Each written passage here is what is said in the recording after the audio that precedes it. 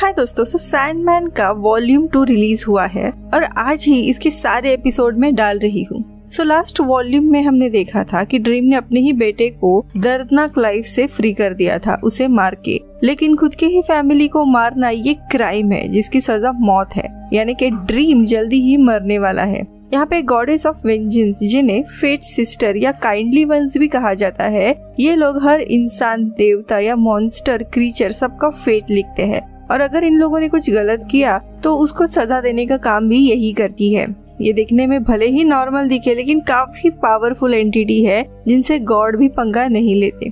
अब अपने बेटे को मारने के बाद ड्रीम अपने बड़े भाई डेस्टिनी से मिलने आता है। पहले तो वो उससे माफी मांगता है कि पिछली बार उसने उसकी एडवाइस नहीं मानी और अब वो प्रॉब्लम में फंसा है। वो जल्दी ही मरने वाला है फेट्स के हाथों, पर उसे मरना नहीं है और उस पर ड्रीम वर्ल्ड की भी रिस्पॉन्सिबिलिटी है। वो डेस्टिनी से हेल्प मांगता है कि अपने मौत को वो कैसे टाल सके और उससे आगे क्या होने वाला है ये पूछता है।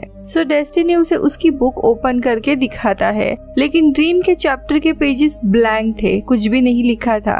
डेस्टिनी बोलता है किसी की भी डेस्टिनी उसके एक्शन पर डिपेंड करती है और कुछ भी हो जाए ये डेस्टिनी बदलती नहीं है, यानी अगर ड्रीम मरने वाला है तो उसको कोई भी रोक नहीं सकता। आगे वो ड्रीम को फेट सिस्टर से मिलने का सजेस्ट करता है, जिसके बाद ड्रीम फेट सिस्टर के घर आता है और उनके लिए गिफ्ट भी लाया था। सिस्टर उसे वेलकम करती है और आने का कारण पूछती है कि क्या वो सरेंडर करने आया है या उसे पार्डन चाहिए। ड्रीम उन्हें बोलता है कि वो उस पनिशमेंट से डरता नहीं है, लेकिन उस पे ड्रीम वर्ल्ड यानी उसके राज्य की रिस्पॉन्सिबिलिटी है, इसीलिए वो मरना नहीं चाहता। इस पे फेट बोलती है कि इवन उन पर भी रिस्पॉन्सिबिलिटी है और लॉ को प्रोटेक्ट करना ही होगा और अगर किसी ने ब्लड क्राइम की पिटीशन फाइल की तो इन्हें एक्शन लेनी ही होगी। दरअसल इन सिस्टर्स को पता है कि ड्रीम ने अपने बेटे को मारा है और उसे सजा भी मिलनी चाहिए, लेकिन वो तब तक ड्रीम को सजा नहीं दे पाएंगे जब तक कोई ड्रीम के इस क्राइम का बदला लेने के लिए उन्हें नहीं बोलता और जब तक कोई कंप्लेंट नहीं करता तब तक ड्रीम जिंदा रहेगा। यानी कि ये इंसानों की पुलिस की तरह है, जब तक कोई कंप्लेंट नहीं करेगा तब तक ये लोग एक्शन नहीं लेंगे। ड्रीम पूछता है कि अगर किसी ने कंप्लेंट नहीं की तो क्या। इस पे तीनों फेट्स हंसने लगते हैं और कहते हैं तुम्हारे अगेंस्ट काफी सारे दुश्मन हैं और तुम्हें बर्बाद करने के लिए कोई ना कोई कंप्लेंट जरूर करेगा, आज नहीं तो 1000 साल बाद, लेकिन वो दिन आएगा और तुम्हें तुम्हारी क्राइम की सजा मिलेगी, लेकिन ये कब होगा हमें नहीं पता। अब यहाँ से ड्रीम लोकी से मिलने जाता है जो पॉप बनकर लोगों में कंफ्यूजन बढ़ा रहा होता है। उसके साथ पक नाम का फेरी भी होता है। यह लोकी और ड्रीम की एक डील हुई थी कि ड्रीम लोकी को ओडिन के प्रिजन से फ्री कराएगा। इसके बदले में जब ड्रीम को जरूरत होगी तब लोकी उसकी हेल्प करेगा और आज वो दिन आ गया है। ड्रीम लोकी से फेवर मांगता है। लोकी पहले तो हेल्प करने से मना करता है, लेकिन फिर ड्रीम उससे धमकाता है कि अगर उसने हेल्प नहीं की तो उसका परिणाम उसे भुगतना होगा और लोकी को ना चाहते हुए भी हेल्प के लिए रेडी होना पड़ता है। इसके बाद ड्रीम लोकी को उसका प्लान बताता है और वक्त आने पर लोकी को ड्रीम के लिए ये स्पेशल काम करना होगा। अब लोकी इस बात से फ्रस्ट्रेट हुआ था कि उसे अब ड्रीम का काम करना पड़ रहा है, उसे उसका फ्रीडम चाहिए था। पक उसे बताता है कि तुम्हें सिर्फ ड्रीम का एक फेवर रिटर्न करना है, उसकी मदद करनी है, राइट? वो काम करो, लेकिन जब ड्रीम ने करने बोला है तब नहीं, बल्कि उसके पहले ही वो काम कंप्लीट कर दो जब ड्रीम एक्सपेक्ट नहीं कर रहा होगा तब, जिससे ड्रीम का प्रॉब्लम और भी बढ़ेगा और तुम्हारी डील भी पूरी होगी कि तुमने मदद कर दी है जिससे तुम फ्री हो जाओगे। अब लोकी को ये आइडिया अच्छा लगता है और वो मान जाता है। ड्रीम के कैसल में हम देखते हैं इन पर कभी भी हमला हो सकता था, इसीलिए सही वॉर के लिए आर्मी बनाने का प्लान कर रहे होते हैं, लेकिन ड्रीम वहां आकर उन्हें रोकता है और बताता है कि वो ऑलरेडी उसके डेथ के लिए तैयार है। उसे सिर्फ ड्रीम वर्ल्ड और उसकी लोगों की चिंता है, इसीलिए उसने ऑलरेडी अपना सक्सेसर को चुन लिया है जो इस ड्रीम के मरने के बाद इस पूरे राज्य को चलाएगा। अब वो सक्सेसर होता है डैनियल हॉल, जो ड्रीम वर्ल्ड में बॉर्न हुआ था, जिसे हमने सीजन 1 में भी देखा था। अब ड्रीम बताता है कि डैनियल अभी 8 महीने का छोटा बच्चा है, लेकिन जैसे ही वो बड़ा होता जाएगा उसकी पावर और इंटेलिजेंस ड्रीम से भी ज्यादा बढ़ने लगेगी और वही होगा ड्रीम का नया एंडलेस। तो वही अब दूसरी जगह हम डैनियल की माँ लाइटा और उसकी दोस्त रोज को देखते हैं जो लंदन में शिफ्ट हुए थे और केयर टेकर उन्हें उनका घर दिखा रहा होता है। तब वहाँ पक आता है और इनमें से ही एक नौकर को बेहोश करके उसका रूप ले लेता है और इनसे बातें करने लगता है।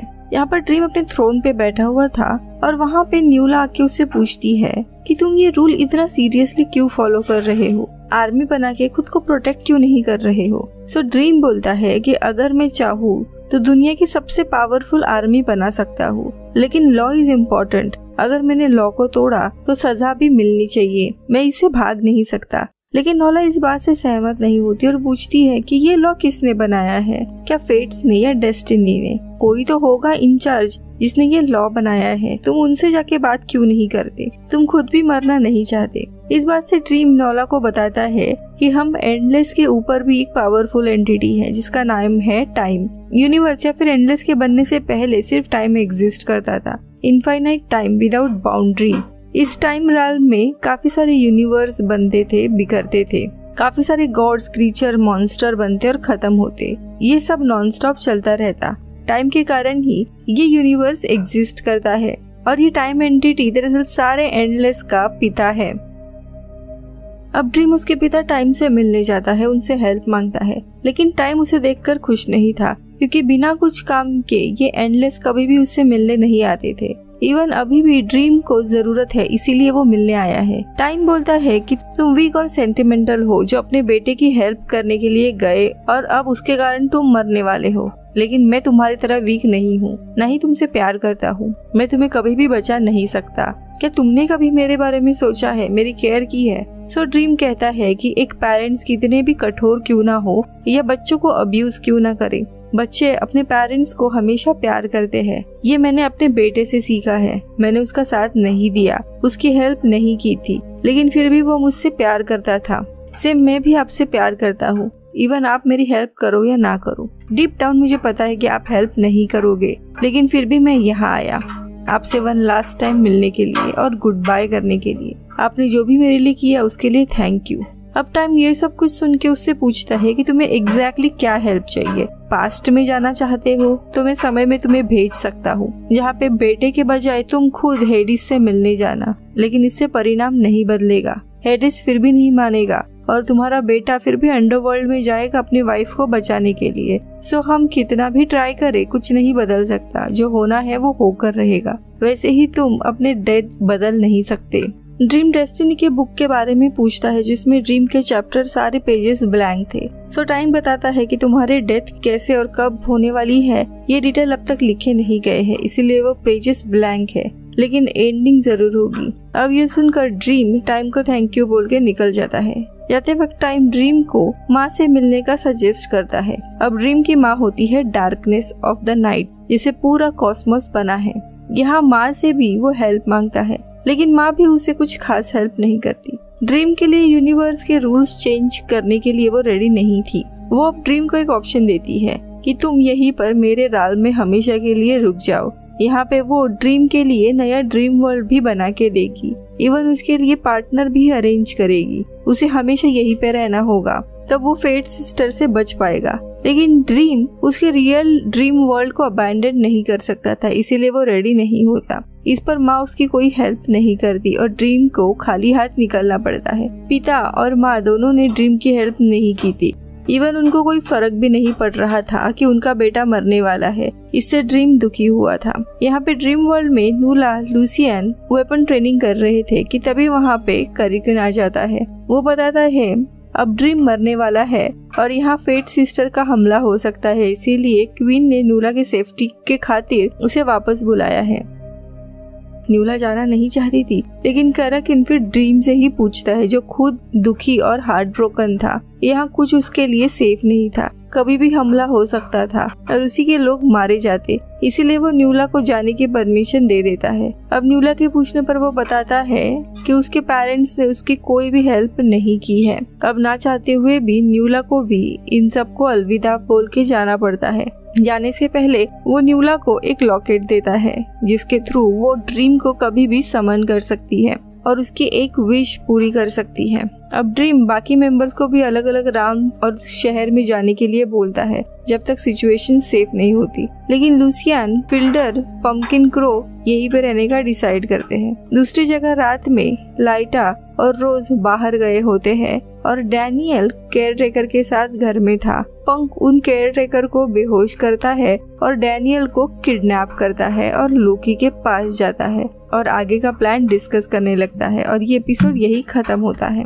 एपिसोड 8 की शुरुआत में पूरी दुनिया को पता चल गया होता है कि जल्दी ही मॉर्फियस यानी ड्रीम लॉर्ड मरने वाला है फेट्स यानी उन 3 लेडीज के हाथों। अब एपिसोड जब शुरू होता है तब हम लेडी न्यूला को देखते हैं जो फाइनली अपने राज्य आ गई होती है, जहां पर वो अपनी क्वीन टिटानिया से मिलती है और सजेस्ट करती है कि हमें ड्रीम की हेल्प करनी चाहिए, उसे हमारी आर्मी भेजनी चाहिए। हालांकि टिटानिया इस बात को इग्नोर कर देती है, लेकिन वो लेडी न्यूला के गले में एक नेकलेस देखती है। यह नेकलेस उसे जाने से पहले ड्रीम ने दिया होता है। इस नेकलेस की एक खास वजह भी होती है। अगर उस नेकलेस को पकड़कर वो ड्रीम को बुलाती है तो ड्रीम वहाँ पे आ जाएगा और उसकी एक इच्छा पूरी करेगा। अब ये बात जानने पर क्वीन को वो नेकलेस चाहिए होता है, लेकिन अभी तो लेडी न्यूला नहीं देती। दूसरी तरफ मॉर्फियस यानी ड्रीम लॉर्ड को हम देखते हैं। मॉर्फियस जब से अपने माता पिता से मिलकर आया होता है वो अपने बेटे की मौत के गम में होता है। उसे रियलाइज होता है कि उसका बेटा उससे इतना प्यार करता था और उसने उससे कोई भी मदद नहीं की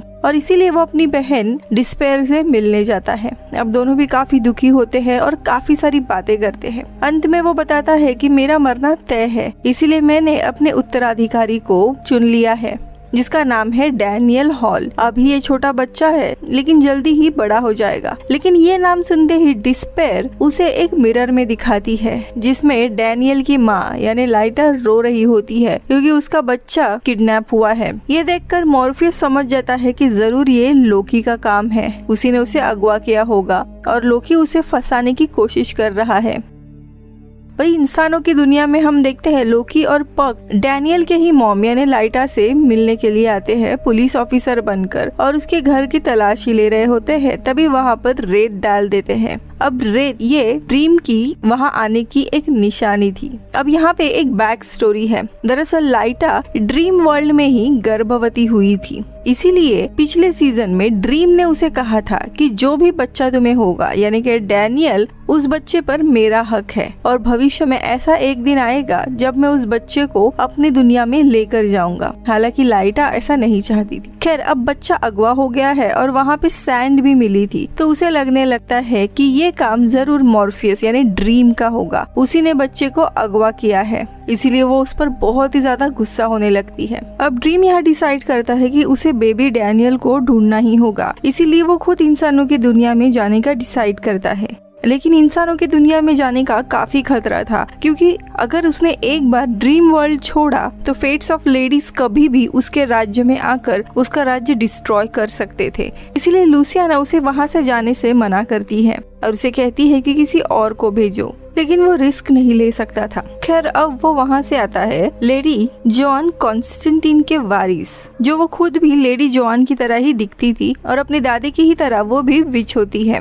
अब वो उसे बताता है कि यहाँ पर वो लोकी को ढूंढने के लिए आया है। अगले दिन दोनों भी सुबह सुबह लाइटा के ही घर जाते हैं यानी जहाँ से बेबी गायब हुआ था। अब यहाँ आते ही वो रॉड्रिगो से मिलता है। रॉड्रिगो को हमने सीजन 1 में देखा था। इस इंसान को ड्रीम ने नींद में ही कैद करके रखा था, इसीलिए आज बुजुर्ग होने के बावजूद वो नींद में यानी एक तरह के कोमा में होता है। अब यहाँ आने के बाद जो रॉड्रिगो का पार्टनर होता है एलेक्स, वो ड्रीम से कहता है इसने अपनी सजा काट ली है, अब आपको इसे आजाद करना चाहिए। लेकिन ड्रीम कहता है कि नहीं, मैं इसे आजाद नहीं करूंगा क्योंकि इसी के कारण मैं 100 साल से ट्रैप रहा हूँ। अब वहाँ से जाते हुए उसे लाइटा मिलती है और वो ड्रीम को काफी कोसने लगती है कि तुमने ही मेरे बेटे को अगवा किया है। लेकिन ड्रीम उसे बताता है कि तुम्हारे बेटे को मैंने अगवा नहीं किया है और मैं उसी को ढूंढने के लिए अर्थ पर आया हूँ, और वहाँ से बाहर निकल आता है। अब लेडी जॉन उसे शांत करती है और कहती है कि तुम्हें इन लोगों से माफी मांगनी चाहिए, वरना ये सारे तुम्हारे दुश्मन बनते जाएंगे और इन्हीं में से कोई कंप्लेन कर देगा। अब लोकी का ढूंढने का मिशन वो लेडी जॉन को देता है और वहाँ से मॉर्फियस अपने एक सदियों पुराने दोस्त से मिलने आता है जो एक इंसान है लेकिन कई सालों से जिंदा है। दोनों भी काफी बातें करते हैं और वो उसे भी बताता है कि शायद मैं जल्दी ही मरने वाला हूँ। इसके बाद वो वापस अपने कैसल में आता है और वहाँ से वो सबसे पहले रॉड्रिगो, जिसने उसे कैद किया था, उसे आजाद कर देता है। वही अर्थ पर हम देखते हैं अचानक से रॉड्रिगो नींद से उठ जाता है और उसका पार्टनर काफी ज्यादा खुश हो जाता है। वही दूसरी जगह लोकी और पग दोनों डैनियल उस बेबी के साथ होते हैं। लोकी का प्लान ये था कि वो बेबी को खत्म कर देना चाहता है, लेकिन पग बेबी से बहुत ही अटैच हो गया था। वो नहीं चाहता था कि ये बच्चा मारा जाए, इसीलिए वो लोकी के खिलाफ जाता है और बेबी को वापस उसकी माँ के पास छोड़ने जाता है। लेकिन घर के पास आते ही उसे लॉर्ड मॉर्फियस यानी ड्रीम मिल जाता है, जो उसे कहता है कि ये बेबी अपनी माँ के बजाय तुम मेरे हवाले कर दो, ये ड्रीम वर्ल्ड से बिलोंग करता है। हालांकि यहाँ पे पग वो मॉर्फियस से कहता है कि ये बेबी मैं तुम्हें दे दूंगा, लेकिन एक ही शर्त पर, तुम्हें लोकी को अपने ऑब्लिगेशन से फ्री करना होगा, आगे वो तुम्हारे लिए काम नहीं करेगा। अब मॉर्फियस भी मान जाता है और जब पग उसे बेबी देने ही वाला था कि तभी वो अपने असली रूप में आ जाता है और पता चलता है कि ये लॉर्ड मॉर्फियस यानी ड्रीम नहीं होता बल्कि लोकी ही होता है। वो देखना चाहता था कि पग का क्या प्लान है। दोनों की बहुत ही बहस होती है और पग उसे बताता है कि मैं डैनियल को मरते हुए नहीं देख सकता, तुम्हें इसे बचाना होगा। अब लोकी उसकी बात मान लेता है और तीनों भी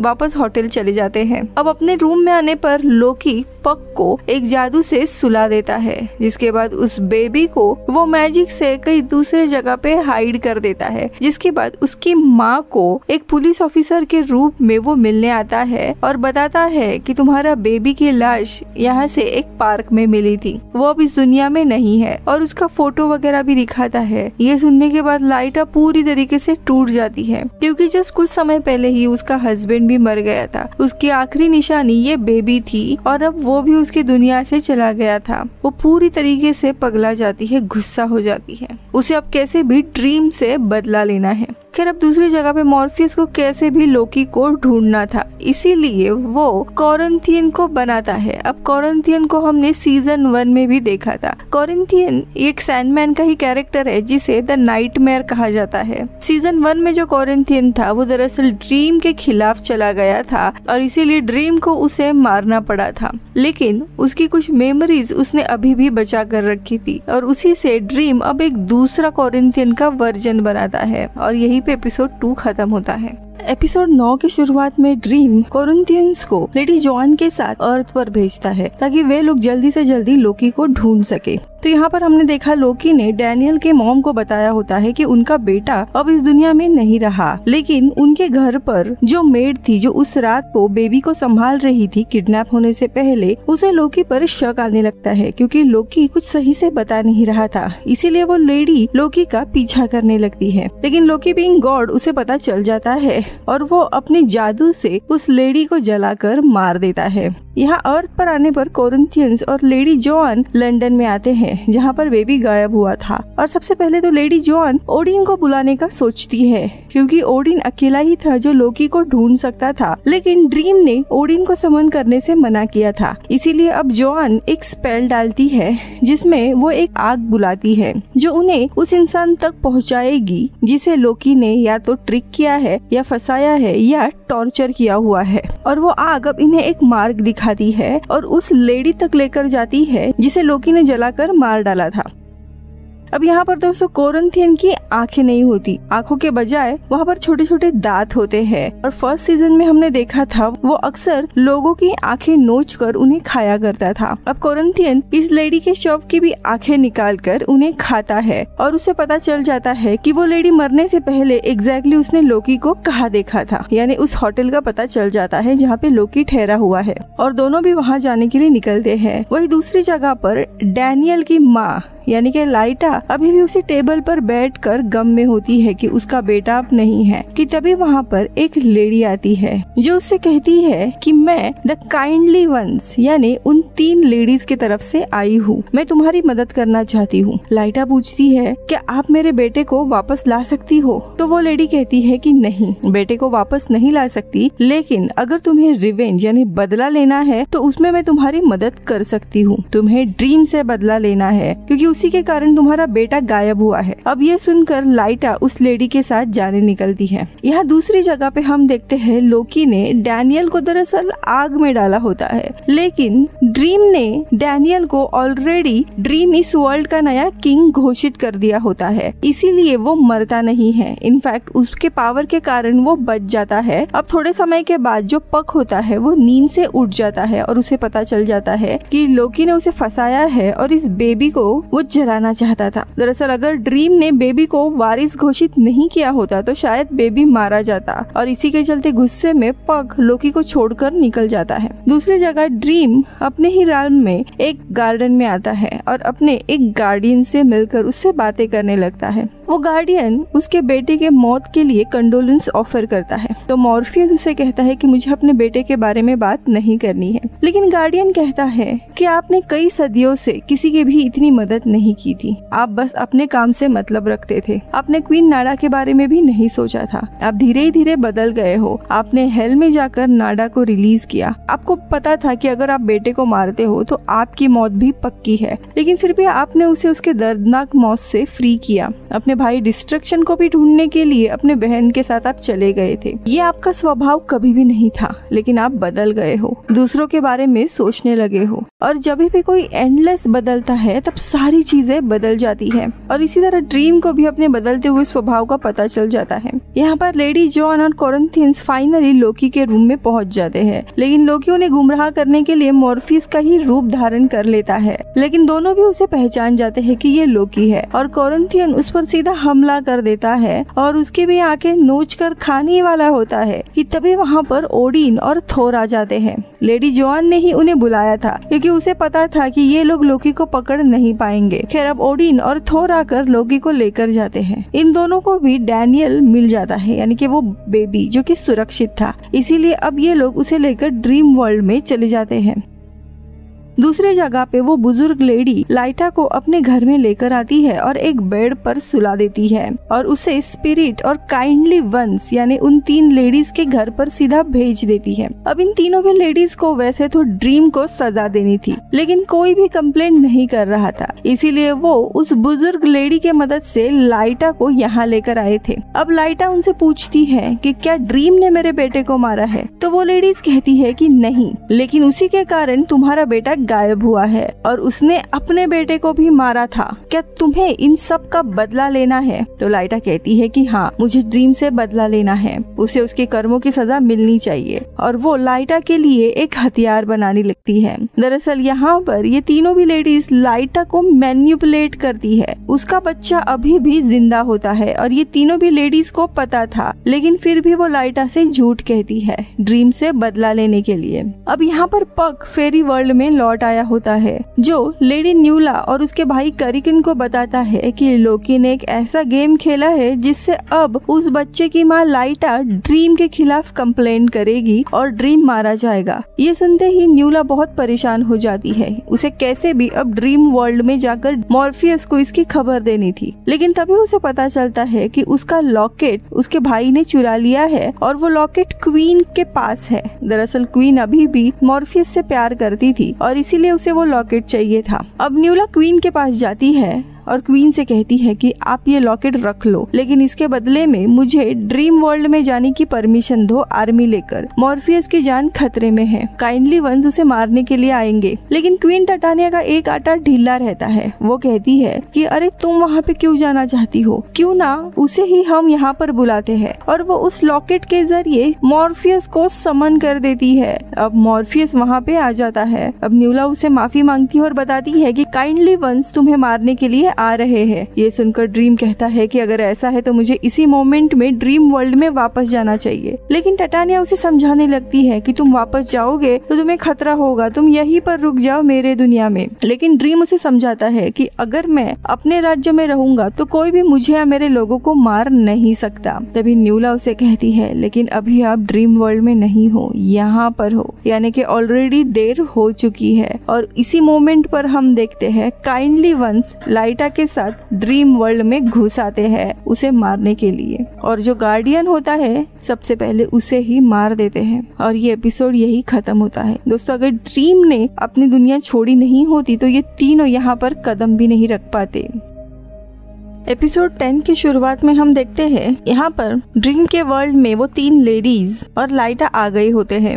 यहाँ के गार्डियन के साथ साथ काफी सारे लोगों को मारते हुए कासल के गेट पर पहुंच जाती है और जो 3 गार्ड्स होते हैं ड्रैगन वगैरह, उनमें से एक परिंदे को भी वो मारने लगती है। तो यहाँ दूसरी जगह ड्रीम फेरी वर्ल्ड में होता है और उसे अब न्यूला की एक विश पूरी करनी होती है। तो न्यूला कहती है कि अब ड्रीमिंग वर्ल्ड में वापस लौट जाओ, यही मेरी इच्छा है। और मॉर्फियस अपने वर्ल्ड में लौट आता है। यहाँ मॉर्फियस अब बाहर आकर उन्हें रोकता है और अपने गार्डियन को अपनी शक्ति से वापस जिंदा करता है, जिसके बाद चारों भी अंदर आते हैं उसे मारने के लिए। लेकिन तभी मॉर्फियस लाइटा को उसका बेबी डैनियल दिखाता है जो कि जिंदा है। वो कहता है कि तुम्हारा बेटा मरा नहीं है, इन तीनों ने तुम्हें गुमराह किया है। अब अपने बेटे को देखकर वो अपने होश में आ जाती है और उसे लेने के लिए जाती है, लेकिन काइंडली वंस उसे रोकते हैं और उसे ड्रीम से बदला लेने के लिए कहते हैं। लेकिन ड्रीम लाइटा को जगा देता है, यानी जो वो नींद में होती है वो उठ जाती है। लाइटा का शरीर अभी भी उसी बुजुर्ग लेडी के रूम में था,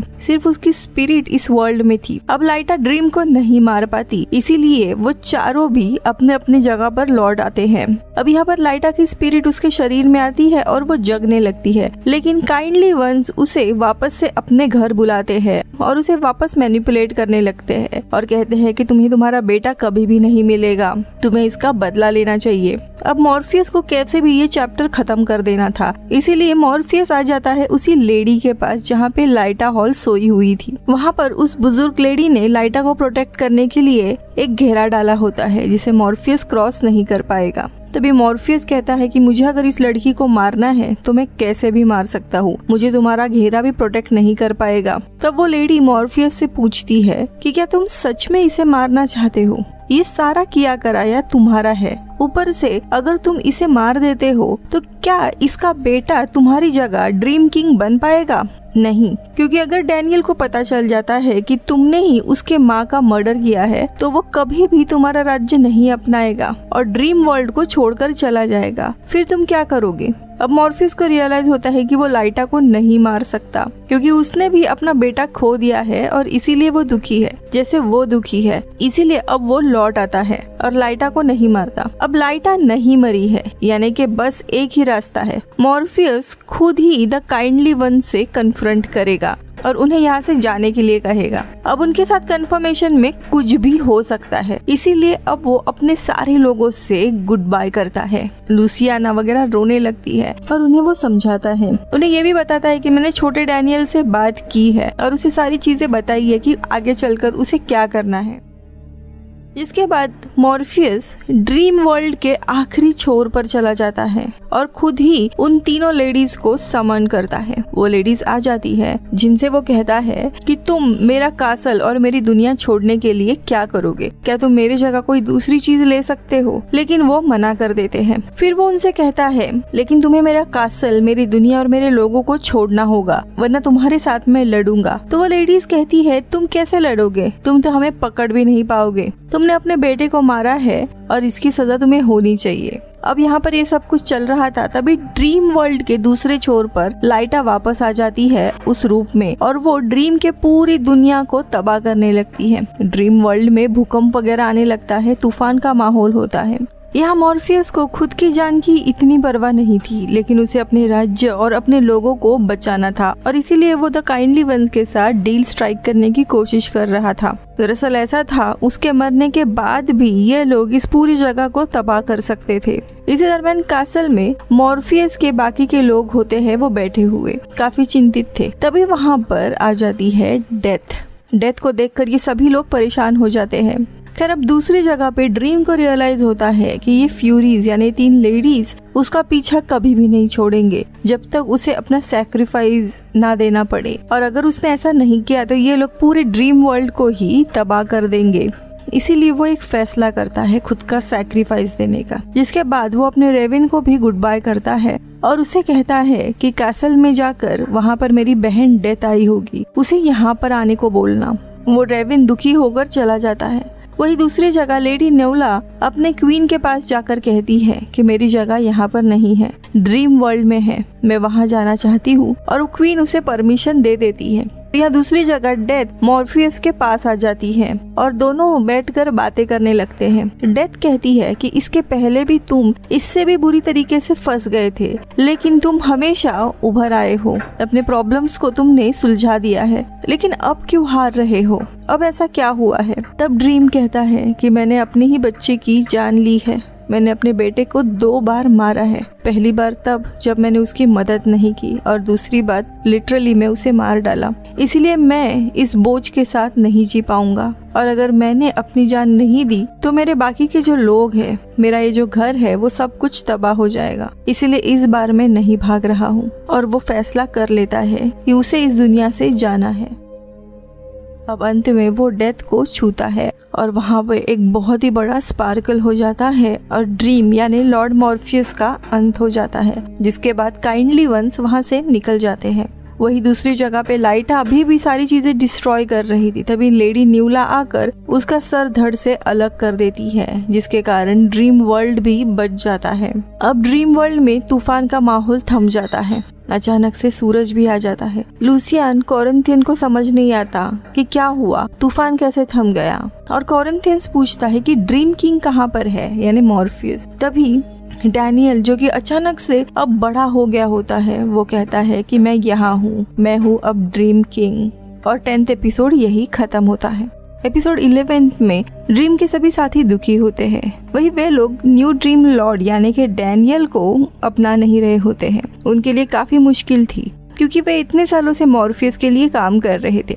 अब यहाँ पे फ्यूनरल अरेंज किया जाता है और एक एक गेस्ट आने लगते हैं। जैसे कोई अर्थ से आया था तो कोई मॉर्फियस का दोस्त था। अब सबसे आखिरी में ड्रीम की फैमिली भी आ जाती है, सिवाय उसके भाई डिस्ट्रक्शन के। तो यहाँ पर डैनियल बेचारा अचानक से बच्चे से बड़ा हो गया था। वो काफी कंफ्यूज था कि उसे क्या करना है, उसे कुछ भी पता नहीं था। हालांकि उसके पास एक लॉकेट होता है जो मॉर्फियस ने उसे दिया था। उसमें मॉर्फियस की यादें और उसकी पावर थी। उन मेमोरीज के मदद से वो सबसे पहले तो पंपकिन को वापस जिंदा कर देता है जिसे फ्यूरीज ने मारा था। जिसके बाद वो उस गार्डनर को भी वापस लाता है जिसकी मॉर्फियस से बात हुई थी। लेकिन वो गार्डनर डैनियल को समझाता है कि तुम सबको जिंदा नहीं कर सकते हो। सबको जिंदा करना यानी कि तुम लॉर्ड मॉर्फियस की डेथ का मजाक उड़ा रहे हो। उन्होंने अपने लोगों के लिए, अपने बच्चे के लिए सैक्रिफाइस दिया है, प्यार के लिए सैक्रिफाइस किया है, और उसकी पूरी कहानी पर ही तुम दही डाल रहे हो। सो बेटर यही होगा कि तुम किसी को भी जिंदा मत करो। जिसके बाद वो वापस से मारा जाता है।